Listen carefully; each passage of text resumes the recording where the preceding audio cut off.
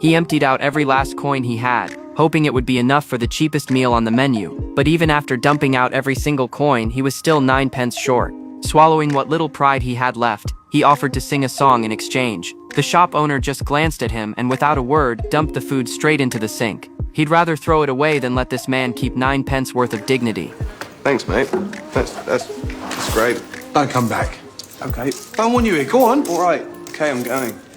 James swallows the plea that almost slips out of his mouth and silently turns away, heading toward the corner he knows all too well, where he fights the rats for whatever scraps people have tossed aside. This is just his life now. As for tomorrow, he doesn't let himself think about it. James is a homeless street musician, and a beat-up old guitar is the only thing he owns. He pours every ounce of emotion and struggle into his songs, but not a single passerby ever stops to listen. Only security guards ever bother to acknowledge him, chasing him off wherever he goes. One day, while James is singing on the street, a familiar face passes by, his father. The instant their eyes meet, his father tenses up and speeds up his pace, like he's trying to avoid catching a disease. James chases after him, his voice trembling with a fragile kind of hope, asking softly if he could maybe come home for a proper meal, since Christmas is coming up. Before his father can even respond, his stepmother cuts in with a sharp, cutting refusal. Unfortunately, our table's full, so... Always room for one more at Christmas. No? The contempt and disdain in her eyes are impossible to hide, as if James's mere existence is some kind of shame to bear. His father just stands there, awkward and helpless, caught silently between his wife and his son. Before turning to leave, he secretly slips James a 50-pound note, a small gesture of the guilt he still carries somewhere inside, then walks away without looking back, off to rejoin his new family. Watching his father's back disappear, James is a mess of conflicting emotions. He's not just a homeless musician, he's also deep in the grip of addiction. The night his family turned him away, a so-called friend broke into someone's car. Yo, Elvis, get in. Then he hands James something that looks almost like candy, an illegal drug. James knows exactly what kind of trouble it means, but he can't resist the pull and he slips back under again. The next morning, the car's owner finds 2 strangers curled up inside. The friend who lured James into it has already vanished, leaving James alone, passed out cold to face the consequences by himself. No matter how loudly the owner shouts, James doesn't stir. When he finally opens his eyes again, he's lying in a hospital bed, and standing in front of him is Val, the doctor who once helped him get clean, her eyes full of disappointment and heartbreak for him. I'm sorry. I know I made a mistake. I messed up. Tell me something I haven't already heard 20 times today. You OD. You know this stuff. Yep. Do it again and you'll probably die. Even so, Val refuses to give up on him. After learning about his situation, she works tirelessly and finally manages to secure him a spot in government-assisted housing. It's small, but it's enough to keep the weather out. A real home in every sense of the word. So stable it almost doesn't feel real to James. Just as he starts to settle into this hard-won peace, a rustling noise suddenly comes from outside the door. Years of living on the street have left him hyper-alert, and he tenses instantly. Whoever's there, you better leave! Assuming it's a burglar, he grabs a smelly old shoe as a makeshift weapon and creeps toward the noise. But when he finally throws open the kitchen door, the burglar turns out to be nothing more than a handsome orange cat, quietly munching on some spilled cereal. Seeing this, the tension drains right out of James. Maybe it's because he knows exactly what it feels like to go hungry and cold, but something in him softens toward this little creature that's wandered in uninvited. Instead of chasing it out, he pours out the last of his milk for it, without a second thought. That night, James finds himself with a furry companion by his side. He sits on the floor playing guitar and singing, and the cat curls up quietly beside him, the most loyal audience he's ever had. 2 lonely souls find something to lean on in each other, and for the first time, the little room doesn't feel so empty anymore. The next morning, James carries the cat around, knocking on doors to find its owner, but learns nobody's claiming it. Part of him wants to keep it, but he knows all too well he can barely take care of himself, let alone another living creature. In the end, he reluctantly leaves the cat on the street corner and walks away. Take care of yourself. Once a bond like that forms, it's hard to just walk away from. That same day, James comes home exhausted after another fruitless day of busking, only to find the same orange cat sitting right outside his door, waiting for him, except now one of its legs is badly hurt. James's heart clenches instantly, and he can't bring himself to leave it behind again. He wraps it in his coat right away and rushes to his neighbor Betty, who he knows loves animals, for help. After examining the cat, Betty discovers the wound has already started festering. It's serious, and without proper treatment soon, infection could kill it. James rushes it straight to a charity animal hospital. Luckily, the cat gets treated quickly, but as they're about to leave, the nurse hands him a bill. The treatment itself is free, but the medication costs £22, an astronomical sum for James right now, basically an entire week's living expenses. Embarrassed, he pulls out every loose coin he has, hoping they'll cut him a break, but all he gets back is the nurse's indifferent, practiced expression. Looking down at the weak little cat in his arms, he ends up handing over the 50 pounds his father gave him, trading it for the cat's health. Back home, giving the cat its medicine turns into its own battle. The cat wants nothing to do with it and bites James's hand while struggling. At a loss, he turns to Betty again, and surprisingly, the cat goes completely calm in her hands, taking the medicine without any fuss. While chatting, the two of them decide to name the cat Bob. Thanks to Bob, James and Betty gradually grow closer. Betty tells him there are quite a few addicts in the neighborhood, and Bob was most likely hurt by one of them. There's real disgust in her voice as she says it, because her own brother, once a brilliant painter, spiraled into addiction and eventually died because of it.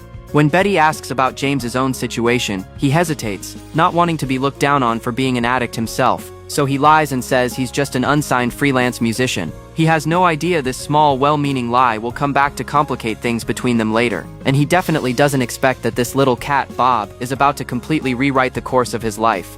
The next day, James heads out with his guitar to busk, assuming Bob will stay put at home, but he doesn't notice the cat has secretly followed him. When he boards a double-decker bus, Bob slips on unnoticed, and the other passengers are instantly charmed, breaking into warm smiles. Bob searches anxiously through the bus and finally finds James upstairs, jumping quietly into his arms. What are you doing here?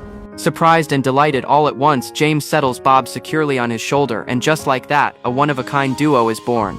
In the past, passers-by never gave this down-and-out young man a second glance, but now, this unlikely pair becomes the most eye-catching thing on the street. People slow down, smile, and stop to ask for photos. When James starts playing, something remarkable happens. The duo draws a crowd and tips start pouring in. For the first time, he feels what it's like to actually be seen, and it turns out to be the most money he's ever made in one day.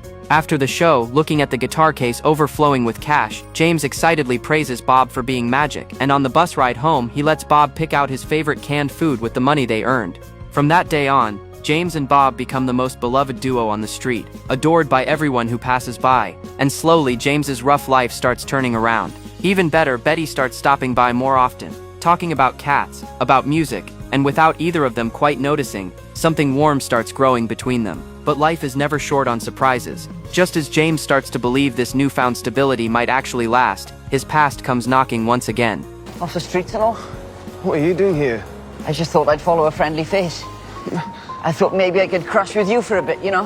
His old addict friend, hearing James is doing better now, asks if he can crash with him. James, having already sworn off drugs for good, gently turns him down. But for old time's sake, he still can't help softening, handing over some cash and telling him to buy food, and to please stay away from drugs. The next day, James runs into that same friend on the street, except now he's collapsed on the sidewalk, barely breathing from an overdose, drug paraphernalia scattered next to him. James screams for help. Baz, wake up, can somebody call an ambulance? Betty hears the commotion and rushes over, immediately starting CPR, but it's already too late.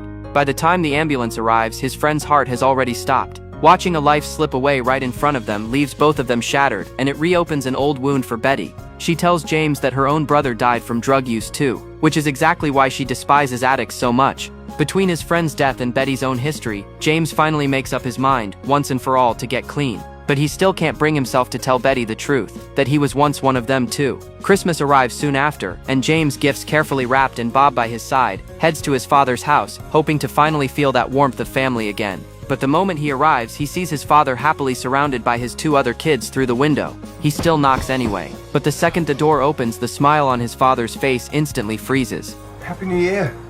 His arrival brings his father no joy at all, just an unmistakable wave of discomfort and awkwardness.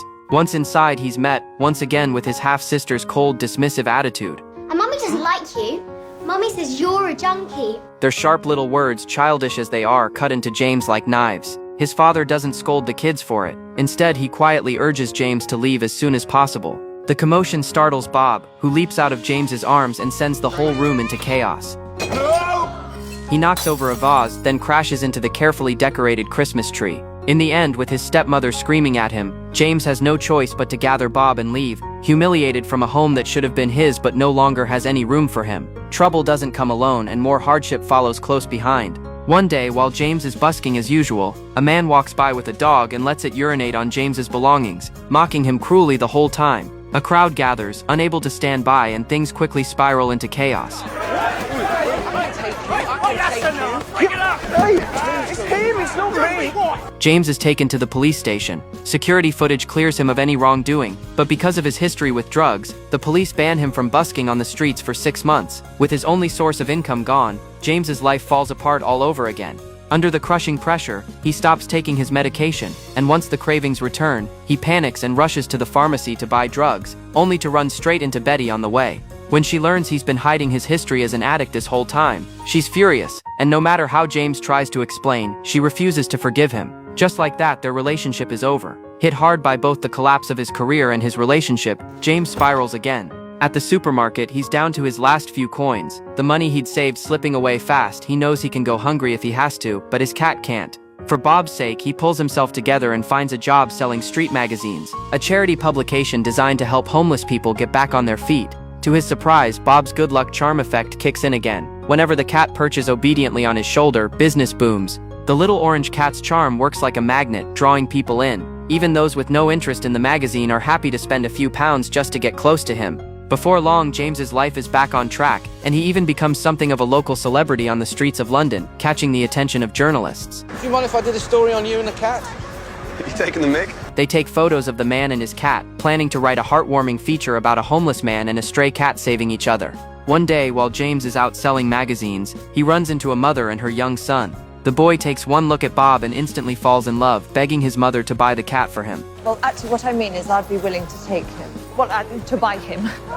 Even how He's much? not for sale. Unable to say no to her son, the woman turns to guilt-tripping James instead, telling him his income is too unstable, that Bob is doomed to suffer following a homeless man around, and offering a large sum of money with a tone dripping with condescension. When James refuses, she gets angry and hurls the magazine to the ground in a huff. The sudden noise, combined with a nearby dog barking wildly, startles Bob so badly that he leaps off James's shoulder and disappears, chased off by the dog. Under the fading light of sunset, James searches from day into night, calling out desperately, but there's no sign of Bob anywhere. For an entire week without Bob, James feels like something essential has been ripped out of him. He loses all will to keep going, sinking into total despair. The street dealers reappear, and that old terrifying pull starts wearing at him again. But when the dealer asks what he wants, he thinks of the warmth Bob brought into his life, thinks of the promise he made to himself. He doesn't want to fall back into that darkness, not after coming this far. His resolve slowly hardens. I want my cat. I'm looking for a ginger cat. Have you seen it anywhere? Maybe it was fate looking out for him. As he drags himself home exhausted, a faint familiar meow reaches his ears. James scoops Bob up, overwhelmed, kissing him over and over. The sheer joy of getting him back makes something click into place. Once you've known what real companionship feels like, you can never go back to living with that kind of loss. James goes to see Val, the addiction doctor, hoping she can help him get completely clean and reclaim a normal, free life, and he decides to stop taking all his medication cold turkey. Val warns him this road will be 100 times worse than the worst flu he's ever had, and that many people fail right at the very last stretch. James just looks down at Bob in his arms and says something quiet but resolute. Got him. Got me this far. Before starting detox, James sincerely apologizes to Betty, owning up to the lies and the hiding he'd done before. I'm sorry that I've disappointed you. Betty doesn't say much in response, but quietly puts together a week's worth of food for him anyway. With everything in place, James locks himself and Bob inside and begins the hardest battle of his life, the fight against himself. Withdrawal hits him like a tidal wave. For the first couple of days, he can still distract himself with his guitar, but as time drags on, he loses control, becoming increasingly agitated and volatile. His body and mind push to their absolute limits, burning hot one moment, like he's trapped in a furnace, freezing cold the next, like he's been dropped into ice. At his worst, he starts hallucinating, dousing himself with cold water over and over, tying his own hands to keep from hurting himself as he convulses on the floor in agony. Every time the pain threatens to swallow him whole, it's Bob's meowing that pulls him back to reality. After what feels like an endless stretch of suffering, one morning, warm sunlight finally spills through the window onto his bed. James opens his eyes, wrapped in a clarity and calm he hasn't felt in years. He's finally completely reborn. Stepping outside with Bob, he realizes just how beautiful the world outside really is, the air itself thick with the feeling of freedom. The first thing James does is share the good news with Val, and she's genuinely thrilled for him. Full of hope, he heads over to see Betty, only to find her in the middle of packing up to move. What's going on? You're moving. Yeah, going home for a while. Right. I can't stay here. It's not my life. Still, before he leaves, Betty hands him a gift and her new address. For you. I made this one. that hangs over you. Yeah, I know what these are. Thank you. That's my address, my parents' address as well, you're saying. Elizabeth Robinson. It's my real name. Maybe there's something unspoken tucked inside that note, a quiet hint of something more hanging in the air between them. Then he heads to his final stop. Taking a deep breath, he knocks gently on the door. Seeing his son standing there transformed, his father is completely stunned. James tells him first about successfully getting clean, then apologizes for everything he'd done wrong before his father is overwhelmed, moved beyond words. I wanted to apologize for everything. I don't blame you for giving up on me. With trembling hands, his father pulls out a worn, faded photo from his wallet. It's James as a little boy. His voice cracks, thick with guilt and years of quiet longing. I didn't give up on you. I was ashamed of myself. Only then does James understand his father's love and worry had never actually gone away. All these years, they just never knew how to say it to each other. I'm the one who needs to apologize. Right then, his stepmother's voice calls out from inside, asking who's at the door. Jack, what are you doing out there? His father lifts his head and answers, loud and unmistakably proud. I'm talking to my son. That single sentence breaks down years of walls between father and son. All the buried resentment and distance finally fully dissolves in that moment. Not long after, the story of the man and his cat goes viral online, and a newspaper approaches James, asking him to write about his and Bob's journey together. The book takes off the moment it's released. On the day of the launch event, the place is packed, with a line stretching out the door. All the most important people in his life show up. Betty, the woman he loves, Val, the doctor who never gave up on him, and his father and stepmother, all there, all proud of him. During the signing, another reader named James shows up to support him. Turns out, he's the real man behind this entire story, and that's where the story comes full circle. What makes it so moving isn't just the redemption arc of someone turning their life around, it's how real and unfiltered it all is. In the film, Bob is played by the actual cat himself. Every gesture full of genuine feeling, striking a chord unlike anything scripted ever could. Sadly, the real Bob passed away in a car accident in 2020, his life ending at 14. In his eulogy, James wrote, "A light in my life has gone out, and I will spend the rest of mine keeping its memory alive." That's the story for today. If there's a movie you'd like to see covered, let me know in the comments and subscribe for more great content.